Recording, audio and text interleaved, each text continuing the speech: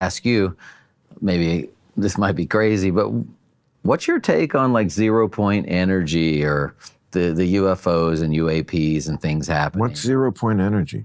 0 point energy is a technology that's been around for a long time that's been kind of dark shelved and buried, that you could take energy from the vacuum in space to power everything we need. Your home, power your whole... The vacuum in space? Yes. So what happens is we don't need to plug into the power grid. We don't need to have this primitive kind of energy situation that we're being forced. Basically, you're born on Earth to either pay for energy and survive, or not be able to pay for energy and not make it. Well, okay, so what is the vacuum in space, and why is it filled with energy, and how do we get it out of it? Well, that's the idea. The idea is there's... I can understand why No, I'm sorry, but there's already people who've proven it. There's already people who've done the same like the guy who created the car that runs off hydrogen and water.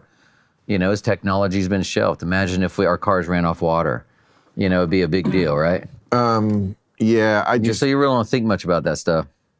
I've heard it before. I haven't heard this one about the vacuum in space, which I don't know what is. I mean, I know vaguely what a black hole is, very vaguely. Don't ask me to explain it or teach it. I'm the poetry teacher. But, a vacuum in space, I'm not sure what that is. I'm not sure why it would produce energy, and I'm not sure how we would ever get it the fuck out of there. So well, imagine if energy was free. Do you think that would be okay. For anybody in the world if we had free energy? You know what, Fred? I can also imagine them sending me ice cream in the mail every day. But just because you can imagine it doesn't mean that it's real or possible, or I mean, this just sounds like something somebody told you. And I've actually.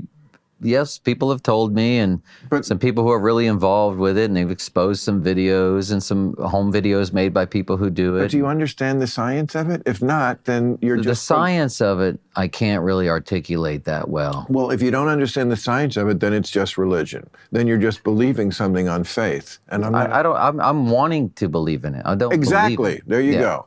Yeah. Wanting to believe in it is, if that's leading to you actually believing in it, then you have to be a little stronger in the mind and say, sure, I want to believe in a lot of things. I would like to believe that Jesus loves me, and whatever shitty things I do on earth, he died for my sins. Thank you, by the way. I love your thing with Tyson on Jesus, by the way. Mike Tyson? I think you were talking with Tyson, right? I was. Yeah, I mean, I did his show, he did mine. You went into something about your thoughts on Jesus in the Bible. Jesus, did he hit me?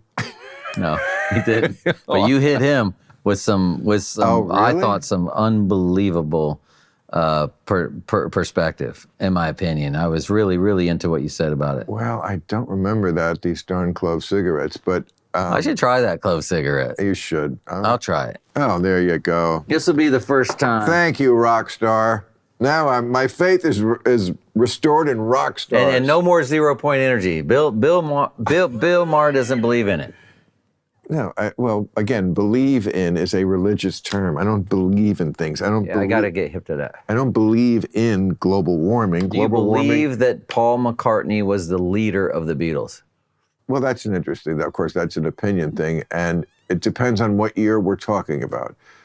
John Lennon was undoubtedly, undeniably the founder of the band.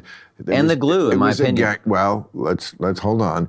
He was in the founding of the band from, earliest times. 1956 is when they met. All through, I would say, he wrote most of the